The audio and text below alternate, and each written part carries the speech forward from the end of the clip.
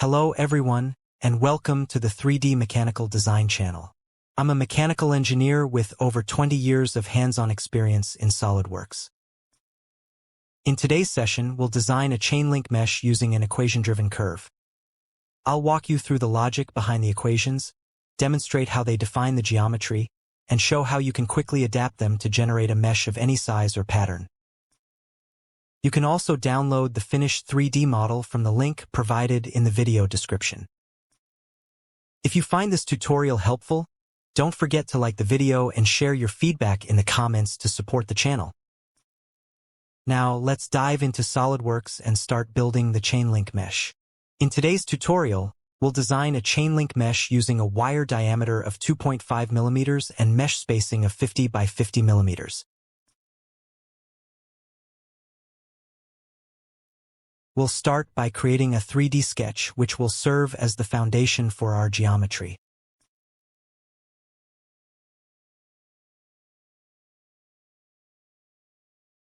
Next, we'll use the equation-driven curve tool to define the mesh pattern mathematically. To access this tool, go to the Sketch toolbar, open the spline flyout, and select Equation-driven curve. Alternatively, you can navigate through Tools, Sketch Entities, Equation-driven curve.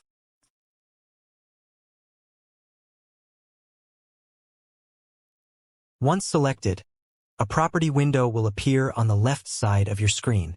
Here, we'll enter the equations that generate the chain link pattern. I'll first write out the formulas with random numbers, and then explain how these parameters control the mesh spacing, so you can easily modify them to create a mesh of any required size or adjust the wire proportions as needed. Now let's define our equations for the equation-driven curve. We'll start with the following expressions. xt equals 10 times cos t.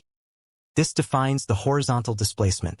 The value 10 controls the grid's width, and we can adjust it to modify the overall mesh size. Yt equals 3 times sin t. This sets the oscillation, shaping the wave pattern of the mesh.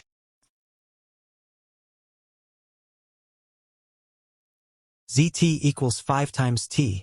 This determines the curve's progression. As mentioned, each of these numerical values can be modified to scale or fine-tune the mesh geometry. Next, set t equals 0 and t2 equals 24 pi.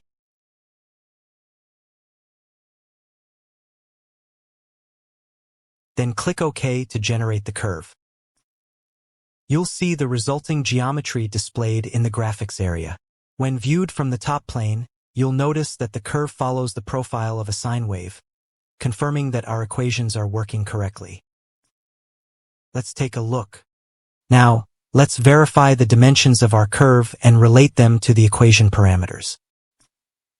If we measure the distance from the origin to the vertex of the curve, we'll see that 10 mm corresponds to the numeric value 10 in our equation xt equals 10 times cos t. By adjusting this value, we can directly control how far the curve extends from the origin.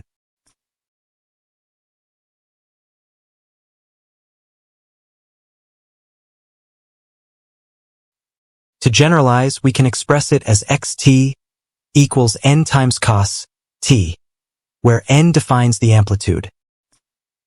In our initial setup, n equals 10. However, in a typical grid, we'll need 4 such intervals to cover one full mesh section.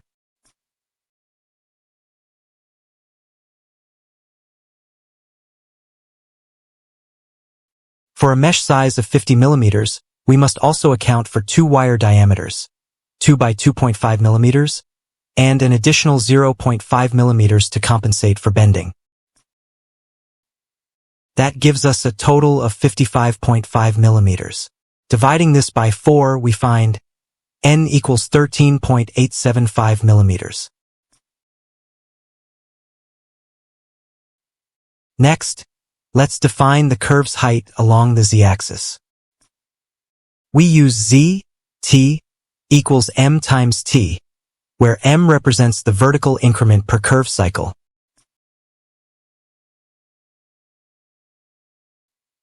In the original example, m equals 5. In a cosine graph, the distance between the vertices is z, t, equals m times 2 pi.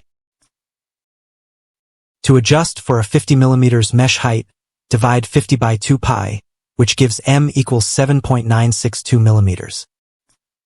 Now, let's rewrite the updated equations for our mesh geometry. xt equals 13.875 times cos t. zt equals 7.962 times t. These new parameters will generate a chain link mesh that accurately scales to a 50 mm spacing. Now let's update our equations based on the calculated parameters.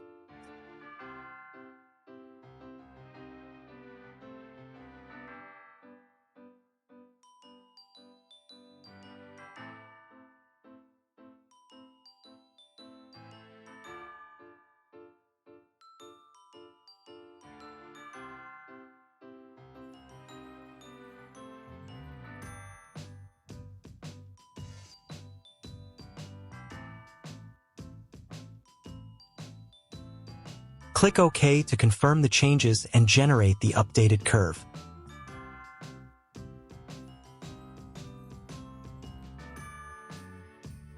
Next, open the sweep tool and select a circular profile with a 2.5 mm diameter.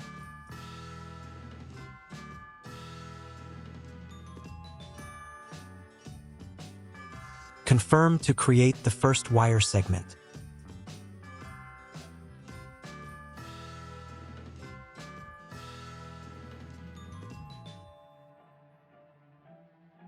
Now we'll use the linear pattern feature to replicate it.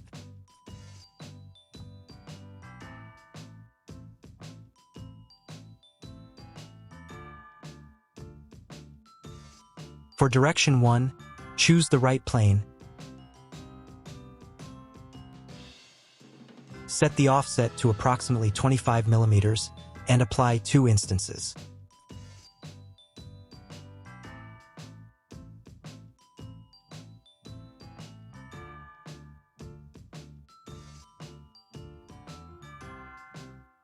For direction 2, choose the front plane and use the same spacing and instance count.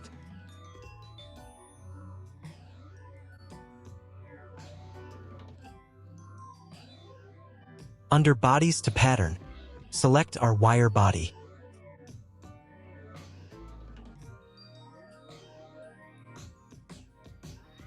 Then open the instances to skip window and remove the 2 excess wires to refine the grid pattern.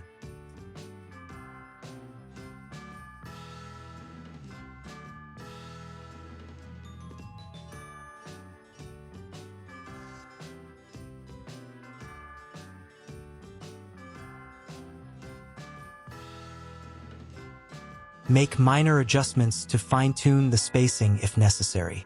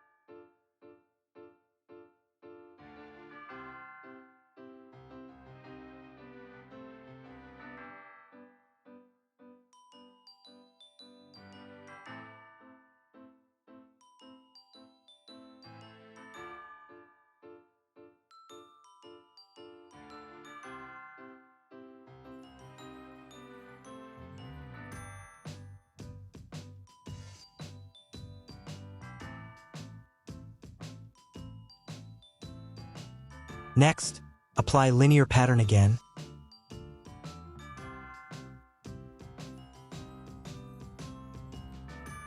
But this time double the spacing to 24.8 by 2 mm and set 10 repetitions along the required direction.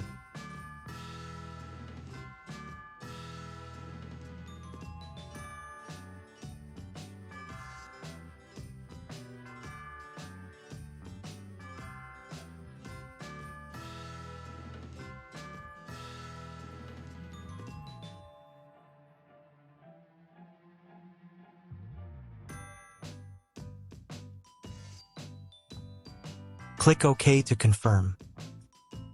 Our chain link mesh is now complete.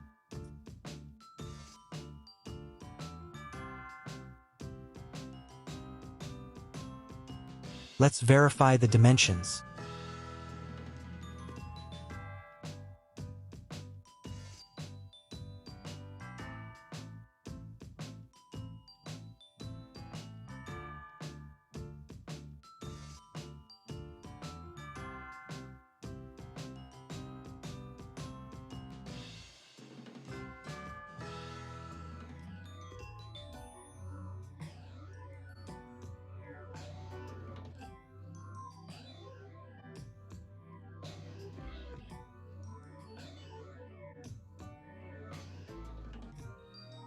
The mesh spacing measures 50 by 50 millimeters, matching our design.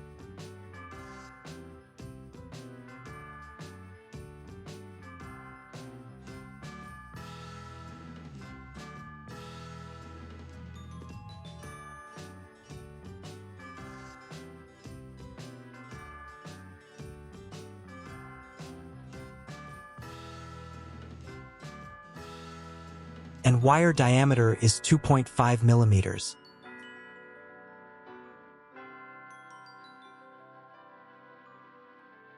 Thanks for watching. If you found this tutorial helpful, please give it a thumbs up, leave a comment, and support the channel. See you in the next SolidWorks project.